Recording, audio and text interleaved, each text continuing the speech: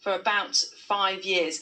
What can be done? Well, unions say it is incumbent on the government to step in, as they have in France and in Germany. But the truth is, air passenger rates are at about 10% of what they were this time last year. That's led to job losses at EasyJet, Ryanair, Virgin Atlantic, British Airways.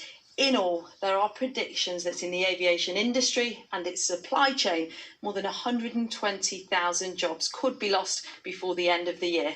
Put simply, this is the beginning and there is worse to come. Nina, thank you very much. Thank you. Well, let's talk now to our political reporter, Nick Eardley, who joins us from Westminster this morning. Morning to you, Nick. And as well as these job losses in the aviation industry, there's also bad news on the high street as well this morning. Got the Shermaker TM Lewing announcing that it's closing all its stores. There's real pressure on a number of industries at the moment.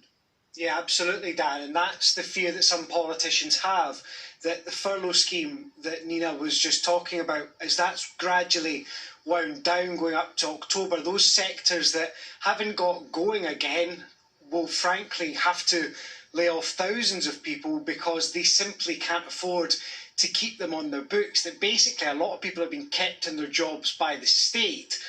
And as that ends, we could see huge increases in unemployment. That's exactly what Labour are talking about. They're really pushing the government to do more to guarantee jobs in those vulnerable areas. We heard the Prime Minister set out his kind of grand economic vision yesterday, which was really focused on building and infrastructure to get things moving again, to get some money pumped back into the economy. But I suspect these job losses at Airbus and all these other closures that we've been talking about will lead to more pressure on the government to think a bit more about exactly what they're going to do to stop mass unemployment happening as a result.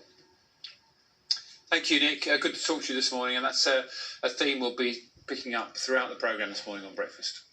Tighter lockdown measures continue to be introduced in Leicester. Schools will shut from tomorrow. It's the first city in England to have a local lockdown after a spike in coronavirus cases. Let's speak to our reporter Geeta Pense, who's there for us this morning. We spoke to you yesterday. More details have emerged about how this lockdown will work and how are people taking it there. I think generally there is a sense of acceptance now, although yesterday there was a lot of confusion as people tried to work out whether they were in or out of the restricted area as a map was released with the boundary. And the Mayor of Leicester again did criticise the government for not releasing data much sooner to the local authority, and that's something that's been echoed today by the British Medical Association, much more generally saying that going forward the government should release data much sooner to local areas where there are spikes. Here in Leicester, as you mentioned, non-essential shops have already closed, and today is the last day of school for many children here because the schools will close from tomorrow.